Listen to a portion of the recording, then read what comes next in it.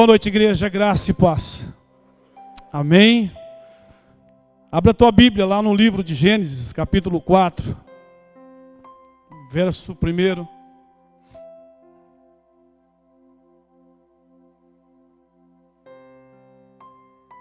Quero confessar aqui, todas as vezes que o pastor me convidou para estar ministrando e quando nós subimos aqui, a barriga ainda gela.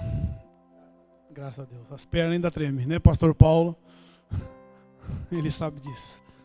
Mas louvamos ao Senhor por isso e por tudo que Ele tem nos proporcionado, né? E eu quero ministrar aos irmãos aquilo que Deus falou comigo, irmãos. Aquilo que Deus ministrou ao meu coração. Esse texto, há algum tempo eu já tenho lido ele, relido ele. E algo que Deus incomodou a minha vida espiritual. A minha caminhada com Jesus. E Deus, Ele me exortou, me puxou a minha orelha. Por às vezes, algumas atitudes que nós tomamos e Ele não agrada. Então, essa palavra Deus falou tremendamente comigo, ministrou ao meu coração, e eu quero compartilhar com os irmãos aquilo que o Espírito Santo há de falar conosco nesta noite, amém? A palavra de Deus em Gênesis capítulo 4, versículo 1 diz assim: Conheceu Adão a Eva, sua mulher, e ela concebeu e teve Caim.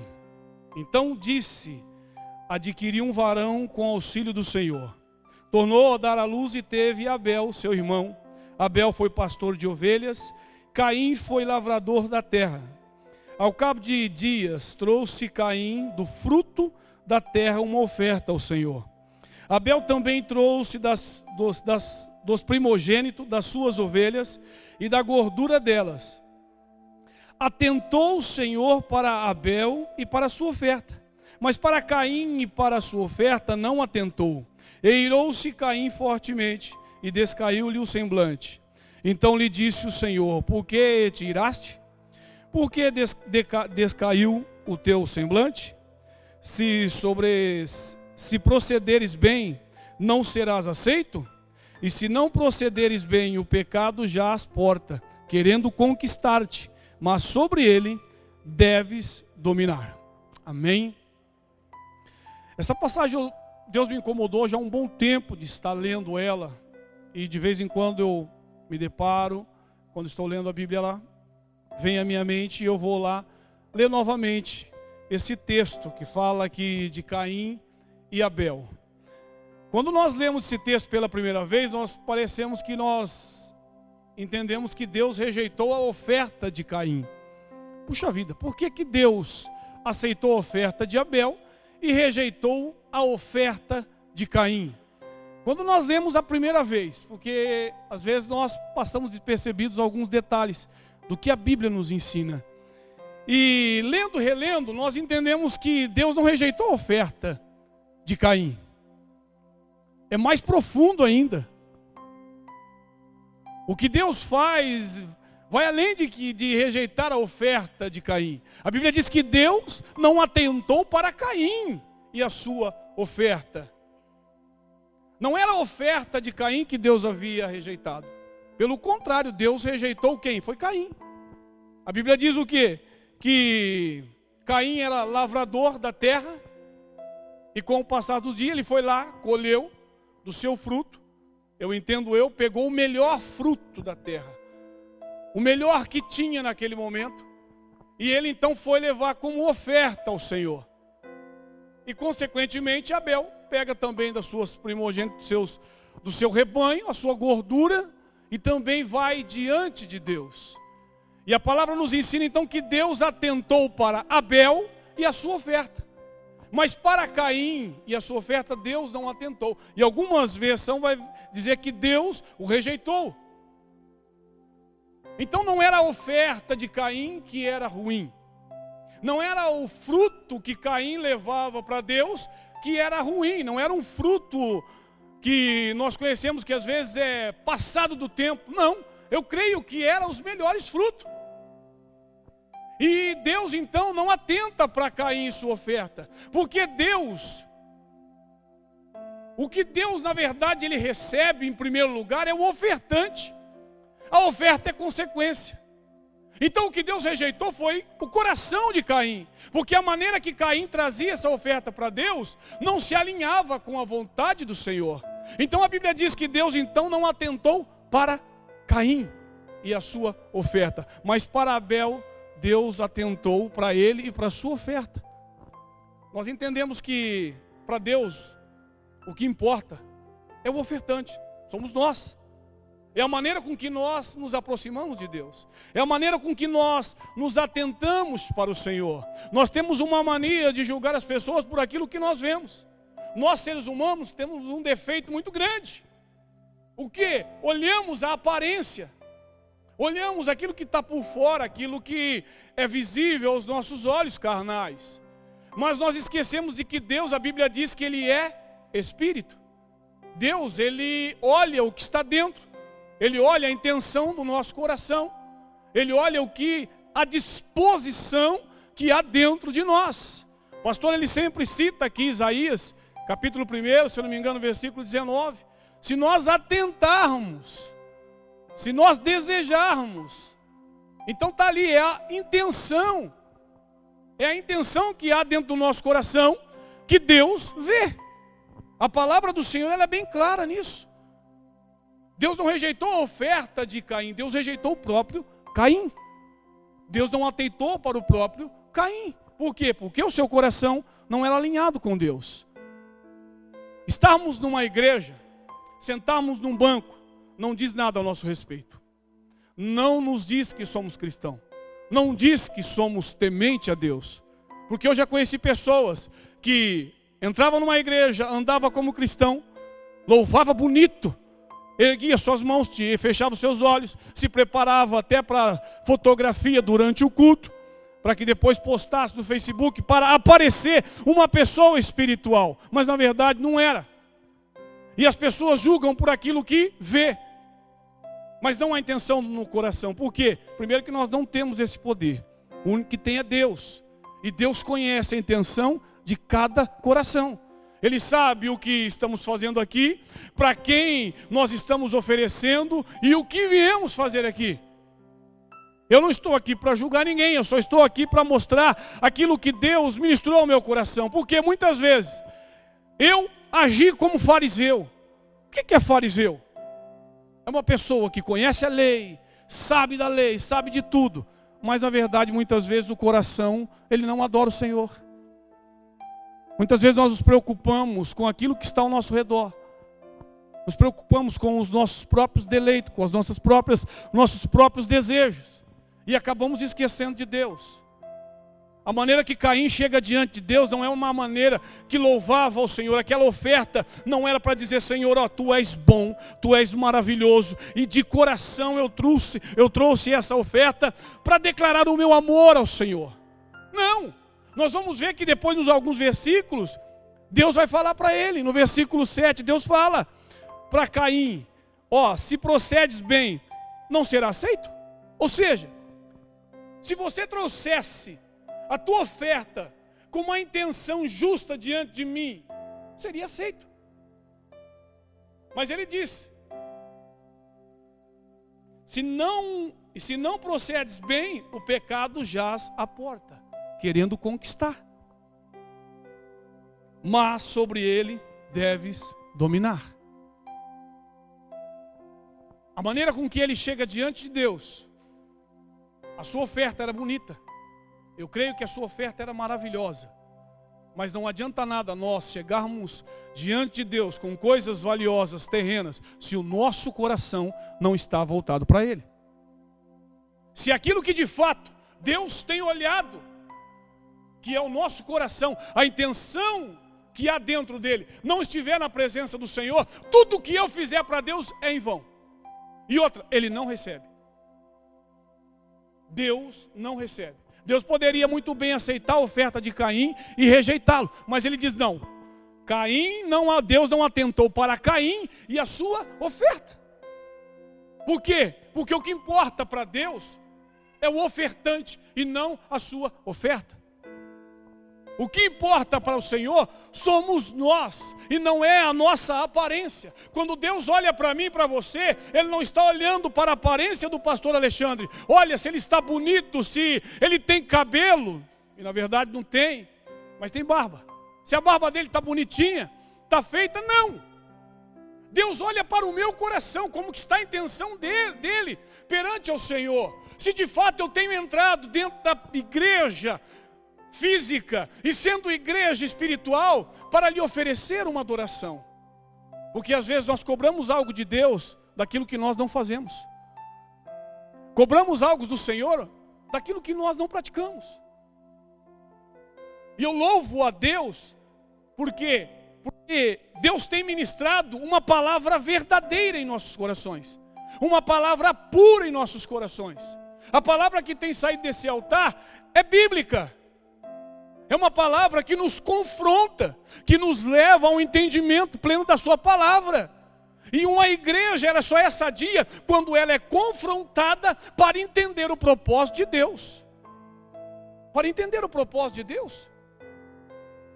A Bíblia nos mostra em 1 Samuel, não precisa abrir seu livro para nós não perdermos muito tempo, mas 1 Samuel, se você quiser anotar, capítulo 16, versículo 7, nós vamos ter ali algo tremendo de Deus falando com um dos seus profetas. Como Deus, Ele olha a pessoa, como Deus, Ele olha para mim e para você. A Bíblia diz o quê? 1 Samuel capítulo 16, versículo 7.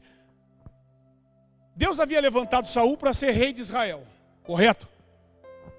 Mas por que Deus havia levantado Saul para ser rei de Israel? Porque o povo de Israel havia cansado da maneira que Deus governava. Não, ele olhou para os povos vizinhos, para as outras nações, e viam que eles tinham um rei. Pô, mas também que é um rei, pô. Os caras têm um rei, nós não temos um rei. Mas os caras tinham o profeta, tinham o próprio Deus, falando através do profeta. E o profeta levando a Deus aquilo que o povo falava. Mas eles queriam um rei. Então Deus levantou Saul. A Bíblia diz que era um homem que sobressaía, formoso, de uma família da tribo de Benjamim. Era um cara da época. Era um cara. Se for ver na Bíblia, a Bíblia vai dizer assim, que quando você olhava para Saul e para o restante do povo, o povo batia no ombro dele assim, ó. É que nem minha esposa comigo. Um pouquinho mais para baixo. Batia no meu ombro. E Saul sobressaía. E Deus então separou o rei de Israel. A princípio, Saul foi ali então batizado com o Espírito Santo, começou a profetizar e começou a viver então a vontade de Deus. Mas com o passar do tempo, Saul se desviou. Como nós falamos, Saul se desviou do caminho de Deus. Começou a servir a sua própria vontade, o seu próprio coração. A ponto de Deus falou, ó, rejeitei, não quero mais. Samuel ainda intercedeu, Senhor, não quero mais. Não precisa interceder mais não, chega. Eu já achei um segundo o meu coração. Vá até a casa de Jessé, que lá tem um rei segundo o meu coração. E no versículo 16, a Bíblia diz assim, no capítulo 16, versículo 7, de 1 Samuel, Deus vai dizer, porém o Senhor disse a Samuel, não atentes para a sua aparência, nem para a altura da sua estatura, porque eu tenho rejeitado. Porque o Senhor não vê como vê nós, homens, pois o homem vê o que está diante dos seus olhos, porém o Senhor olha para o coração. A Bíblia diz o quê? Que quando Samuel chega diante da casa de Jessé, Jessé tinha uns filhos grandes, que era de guerra, faziam parte do exército de Israel. E então quando ele fala, olha, eu vim aqui porque na sua casa tem um rei que Deus aprovou segundo o coração dele. Jessé pega os seus filhos mais robustos, alto, bonito, e começa a passar na frente do profeta Samuel. E o profeta Samuel, por um momento, ele deixa com que a sua vontade, os seus olhos, julgue que certa pessoa seria o rei.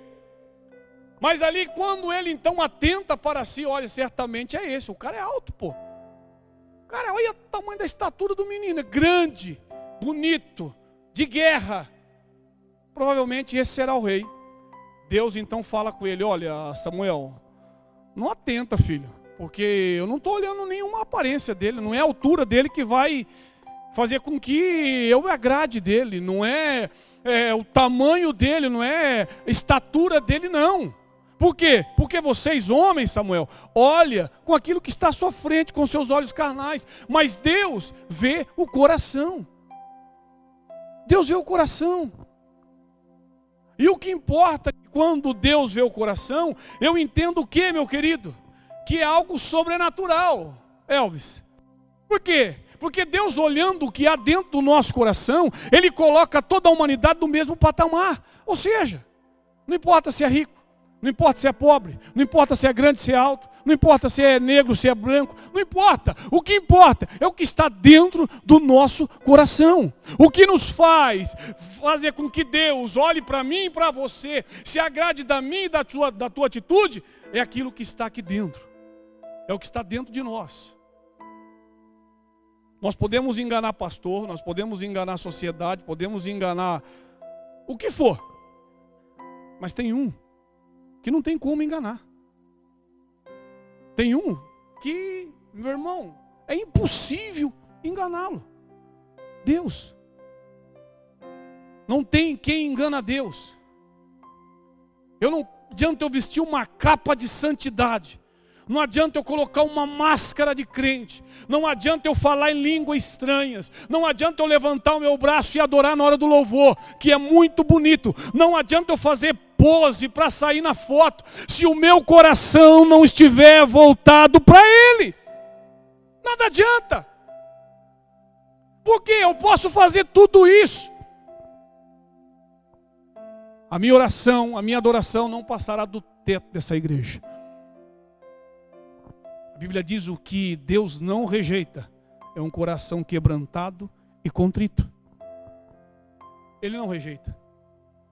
Samuel julgou a aparência daquele homem como se ele fosse o futuro rei de Israel. Mas Deus diz: não é bem por aí, filho.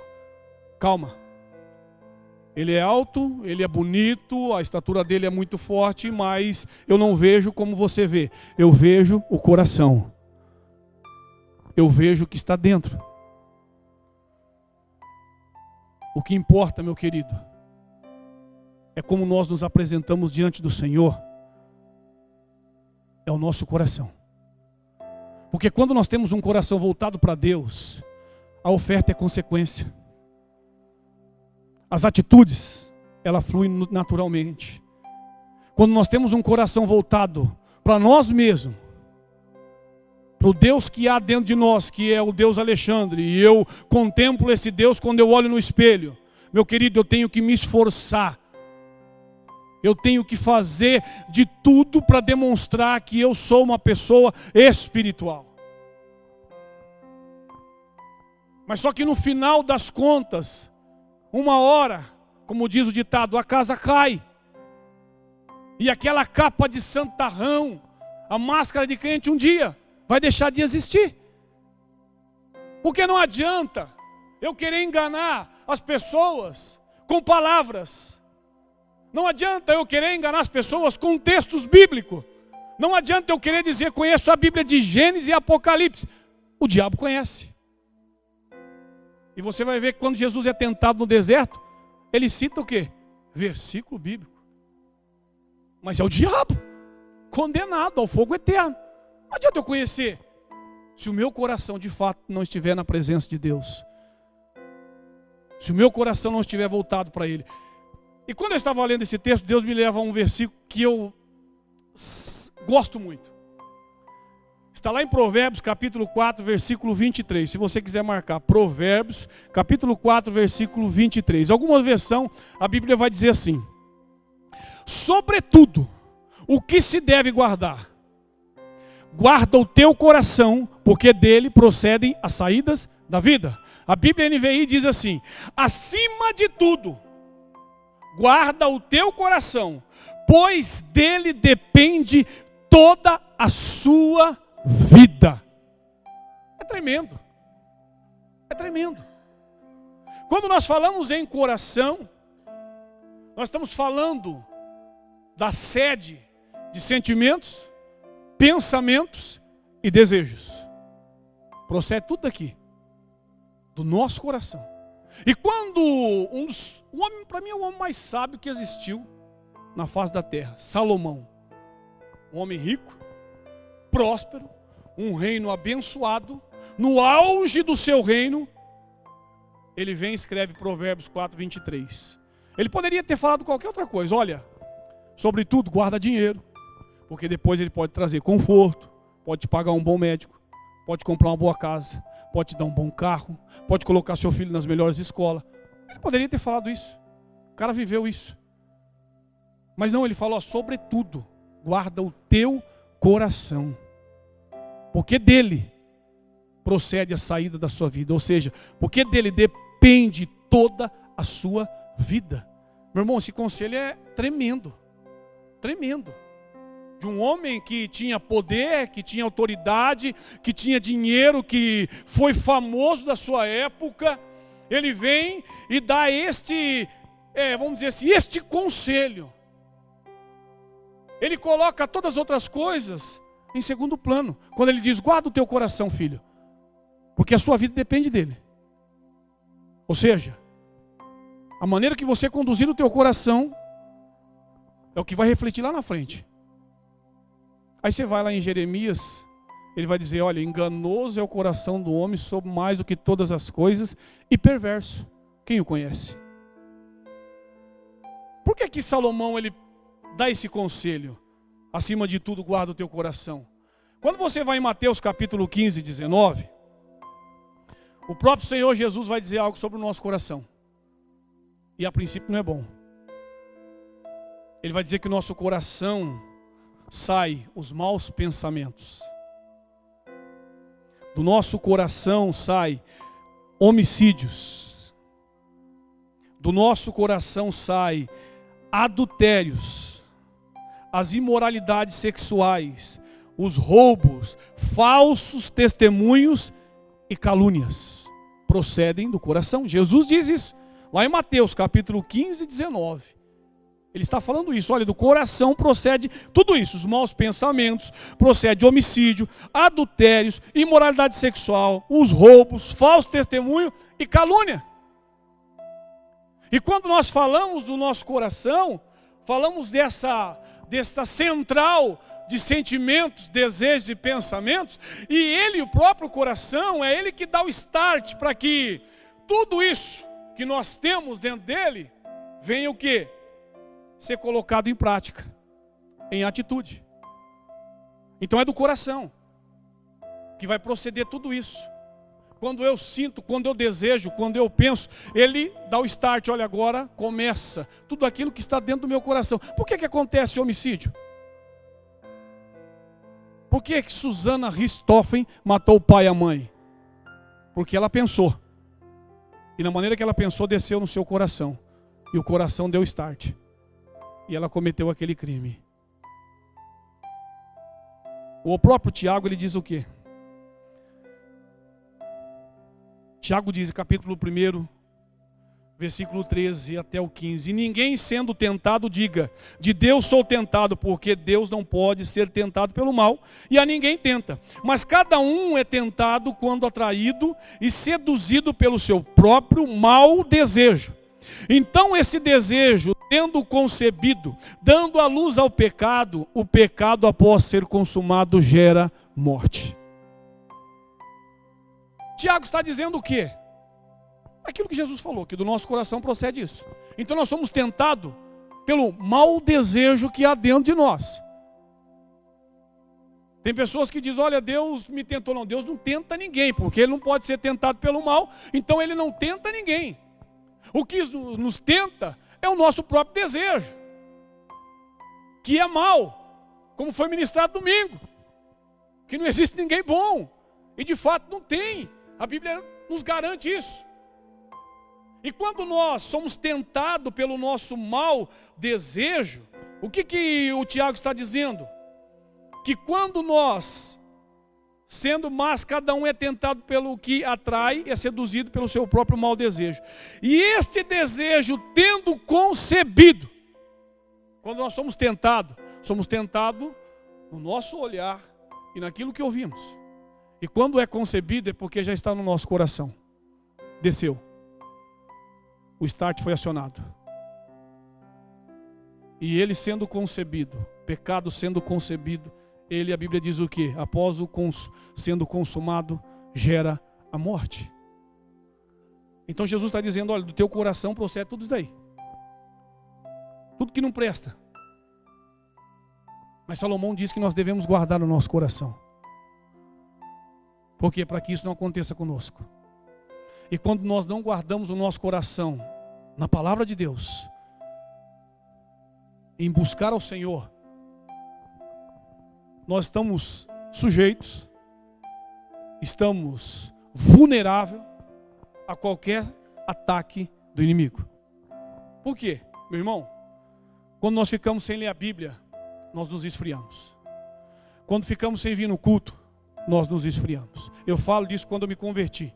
Quando eu me converti, o meu desejo era o quê? Era estar 24 horas dentro da igreja. Ainda mais quando eu me converti, era uma igreja neopentecostal. O reteté era todo dia. Todo dia, Zilda. Eita lasqueira. O bicho pegava. E aquele desejo, a chama que ardia no coração. Eu estava entrando para trabalhar na Filtro Osman, 2 horas da tarde, eu ficava contando, olha, os irmãos estão lá na igreja, eu queria estar lá. Porque eu trabalhava das 2 às 10, e o culto era das 7 às 9h30. E eu tinha aquela gana de esperar, porque lá nós cultuávamos de quarta, sexta, sábado, domingo. Era 4 cultos por semana. Fora os montes da vida, fora as vigílias da vida. E sábado e domingo, irmãos, eu ficava alvoroçado. Por quê? Para chegar logo a hora do culto. Porque o desejo era estar na presença de Deus. Mas com o passar do tempo nós nos esculachamos. Achamos que aquilo que nós fizemos no início da nossa caminhada era o suficiente. Pô, Deus já está se agradando de mim. Então hoje eu posso faltar, irmão Antônio. Amanhã eu vou. Hoje eu não vou ler a Bíblia não, porque a canseira está muito grande. Eu vou hoje dar uma folga para mim. Eu estou falando aquilo que Deus ministrou ao meu coração e o que eu vivi. E meu amado, nós vamos deixando de se alimentar da palavra de Deus, deixando de orar, deixando de jejuar, deixando de buscar a Deus. O nosso coração ele fica descoberto, fica presa fácil para qualquer pecado, para qualquer pecado. Eu conheço pessoas que quando ministrava parece que o céu abria. Conheci um rapaz assim. E aí eu entro naquilo que Samuel falou, não, certamente esse é o rei. E eu falo, pô, esse é o cara. Esse é o cara. Com o passar do tempo, meus irmãos, ele caiu e caiu feio. O rapaz teve que botar ele num lugar promíscuo, usando droga, se prostituindo. Aí eu olhei para aquilo e falei, Jesus, como assim? Era meio nércio ainda, não tinha conhecimento dele. Como assim? Hoje eu entendo. Quando nós achamos que somos capazes demais, que temos o entendimento demais, que não precisamos nos alimentar constantemente de Deus, da sua palavra, esse é um engodo que Satanás tem colocado no coração de muita gente. De muita gente. Se tem muita gente hoje desanimada, fraca, não é porque por causa que fulano não olhou para mim, por causa que o pastor não me cumprimentou, porque o líder dos jovens não me visitou. É conversa fiada. Isso é conversa fiada, irmãos. Quando as pessoas hoje estão fracas, desanimadas, é porque já tem algum tempo que tem deixado de se alimentar de Deus. Que tem tempo que já tem se alimentado de Deus. E quando Salomão diz, guarda o teu coração, ele está dizendo, olha, busca Deus. Tem vários caminhos, mas o único que vai te proteger é esse. Busca Jesus. Se fortalece. É nele que está a tua força. Ele é o teu refúgio, é a tua fortaleza. E quando eu olho para isso, eu vejo um homem que está no auge do seu reinado. Davi, no segundo livro de Samuel, capítulo 11, no versículo 1, a Bíblia nos conta algo interessante e que nos faz entender e aprender uma coisa. Segundo Samuel 11, 1 diz assim: e aconteceu que, tendo decorrido um ano, no tempo em que os reis, presta atenção, saíam para a guerra, enviou Davi a Joabe e os seus servos com ele, e todo Israel, para que destruísse os filhos de Amon e cercasse Rabá. Porém Davi ficou em Jerusalém. Começa o primeiro erro. No tempo em que os reis estavam guerreando, Davi pegou Joabe, o líder, diz aqui: vem aqui, Joabe, pega o exército de Israel, vai lá, enfrenta aquele povo lá e destrói para mim. E ele ficou em Jerusalém. No momento de guerra, meus irmãos, e a Bíblia diz que nossa guerra hoje não é contra a carne nem contra o sangue, nós sabemos disso, potestades e principados malignos. Em tempo de guerra, não é momento de eu estar descansando, não é momento de eu estar deitado, não é momento de dizer para minha esposa: ó, vai lá na igreja, ora por mim. É eu dizer para minha filha: ó, vai lá hoje, fala, pastor, ora por mim, e eu ficar na minha casa. Em tempo de guerra eu tenho que estar na batalha. O erro de Davi foi esse, que no tempo que os reis guerreavam, ele ficou em Jerusalém. Ele ficou aonde? Lá na sua casa, no seu conforto. E esse erro de Davi lhe custou muito caro, mas muito caro. A Bíblia diz o quê? Que ele ficou em Jerusalém. E aconteceu o versículo 2, que a hora da tarde, Davi se levantou do seu leito e andava passeando no terraço da casa real. E viu, desejou, no terraço uma mulher que estava lavando, ela estava nua, se banhando. E era essa mulher muito formosa, muito linda, bonita à vista. E Davi enviou e perguntou para aquela mulher, e disse: porventura não é Betseba, filha de Eliã, mulher de Urias, o heteu? Então enviou Davi mensageiros e mandou trazer. E entrando ela a ele, se deitou com ela. E ela já tinha se purificado da sua imundície. Na época, uma mulher que sangrava era imunda, então ela já tinha se tomado banho da sua menstruação, estava limpa. Então voltou ela para a sua casa. Davi, em vez de estar na guerra, estava passeando no terraço da casa real. E num desses passeios ele olhou e avistou quem? Betseba, uma mulher bonita, nua, tomando banho lá na sua casa. E ele a desejou. E a Bíblia diz que ele mandou buscar. Trouxe até a casa real e ali ele então teve relação com ela. Ela voltou para sua casa. E ali então começou uma desgraça na vida de Davi. Por quê? Porque Davi não era para estar no terraço, era para estar na guerra. Davi estava olhando coisas que Deus não estava olhando. Davi estava buscando coisas que Deus não estava buscando.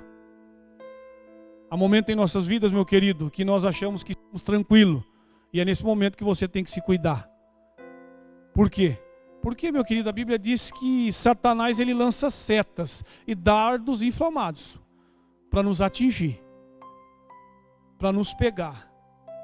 O erro de Davi foi ter ficado em Jerusalém, foi ter achado que a guerra já estava ganha.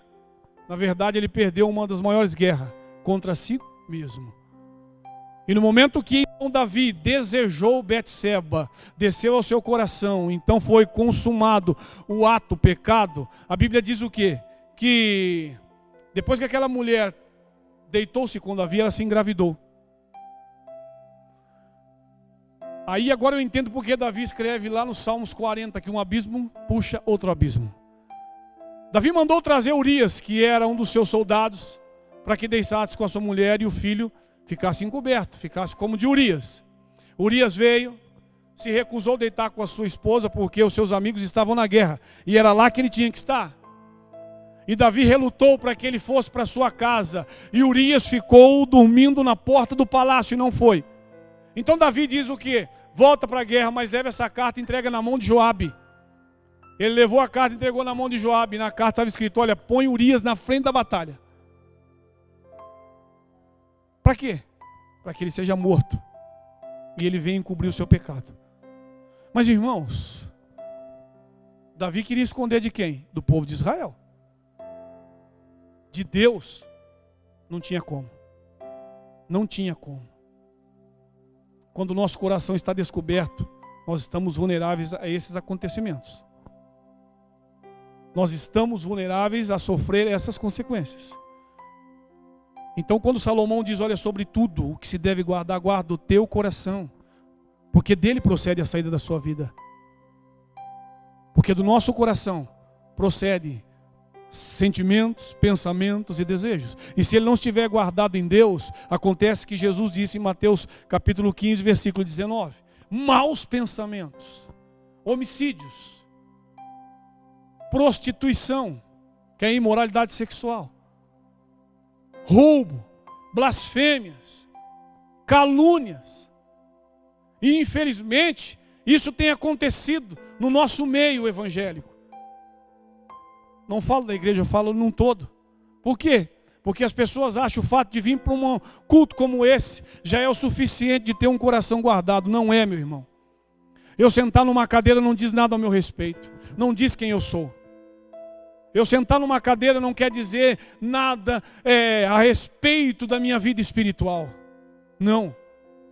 O que vai dizer a respeito da minha vida espiritual são as minhas atitudes.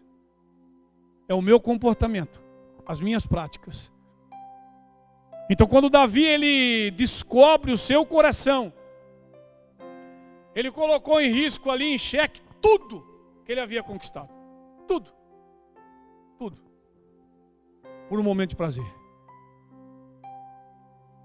O diabo tem manjares maravilhosos. E ele nos oferece todos os dias. E nós vemos que uns caem e outros não. Por quê? Tem dois tipos de pessoas: aqueles que guardam o coração em Deus e aqueles que guardam o coração em si mesmo. Os que têm guardado o coração em Deus, Jesus tem dado força para que ele vença todos os desejos da sua carne.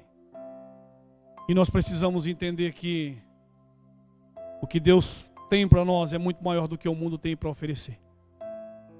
Somos peregrinos, forasteiros. Temos um alvo.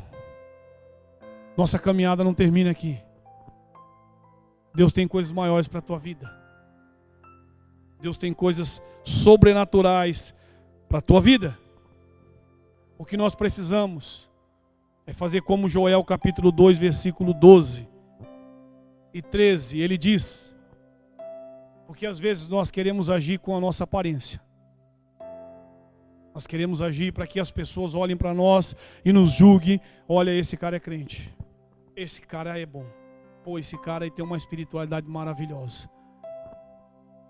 Mas Joel, no tempo do povo de Israel, a Bíblia diz que Deus toma ele em profecia. E capítulo 2, versículo 12, ele diz assim: olha, ainda assim agora mesmo diz o Senhor: convertei-vos a mim de todo o vosso coração.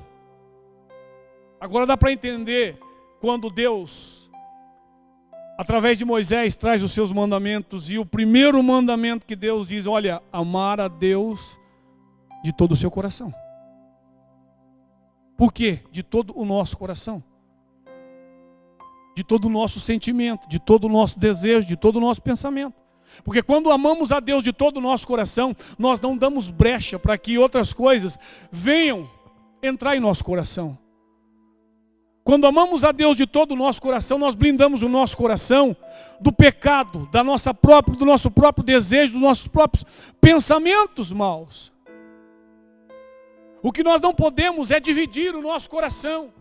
Olha, 70% é de Deus e 30% é meu. Por quê? Porque ainda tem coisas que eu gosto, tem coisas que eu amo, mas nós precisamos abrir mão de coisas que amamos, para que Deus, de fato, habita dentro de nós. Salmo 119, versículo 11, ele diz algo pequeno, coisa simples, mas algo tremendo. Ele diz: escondi a tua palavra no meu coração, para eu não pecar contra ti. Como nós devemos guardar o nosso coração? Na palavra de Deus. Porque através da palavra de Deus, chegamos ao conhecimento pleno da vontade dEle. E a Bíblia diz: conhecereis a verdade e a verdade vos libertará. Fique de pé em nome do Senhor Jesus.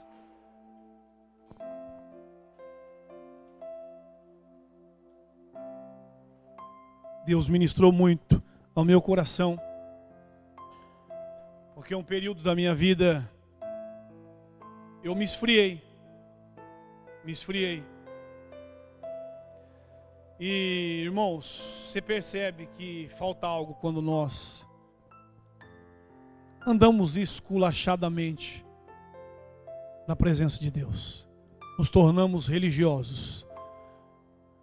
Porque quando nós viemos para a casa do Senhor no intuito de vir ou de cumprir um horário ou uma agenda semanal, nos tornamos religiosos. E tudo que ouvimos aqui, tudo que fizermos aqui, passa a não ter mais sentido. Por quê? Porque corpo presente eu estou, mas meu coração viaja para outros lugares. E Deus me cobrou muito isso, me levou essa passagem e esses textos a refletir isso sobre a minha vida. Que o que Deus rejeita não é a oferta, mas é o ofertante. É a maneira com que eu chego diante dele. É a maneira que o meu coração se apresenta diante do Senhor. Porque se o meu coração estiver apresentado diante de Deus de uma maneira que agrada ao Senhor, o resto tudo é consequência. A roupa de eu vestir vai agradar a Ele. A maneira com que eu falar vai agradar a Ele. O meu comportamento, as minhas atitudes vai agradar a Ele. E foi o que Abel se apresentou diante de Deus. Não foi as suas primícias, a sua gordura que Deus encantou. Não foi com isso. Nossa, a oferta de Abel é mais bonita. Olha essa gordura maravilhosa. Não foi isso que encantou a Deus. Não foi isso que agradou ao Senhor. O que agradou ao Senhor foi, a Bíblia diz, foi Abel. A oferta dele foi consequência. Aquilo que ele ofertou era consequência de como ele se apresentou diante de Deus. Que nós possamos nos apresentar com um coração puro diante da presença dele. Com um coração quebrantado e contrito, porque ele não despreza. Que esteja voltado para a vontade dele. Que esteja voltado para o desejo dele e não o nosso. Vamos aprender com os erros dos outros. Não queira viver a sua própria experiência de erro, não. Aprende com Davi. Olha, Davi ficou lá no tempo de guerra. Não, vai para a guerra, meu irmão. Vai para a presença de Deus. Vai na presença dele, busque a presença dele. A Bíblia que você tem na sua casa não é para enfeitar a estante. É para você ler. É para você meditar. A Bíblia que está lá é a ferramenta mais poderosa que tem dentro da sua casa. É a palavra de Deus. Ela é eficaz. A Bíblia diz que ela é poderosa, ela é eficaz. Toma posse dessa palavra para a tua vida. A partir de agora, tira aquelas folhas amarelas lá, limpa ela e começa a ler e a entender o propósito de Deus para a tua vida.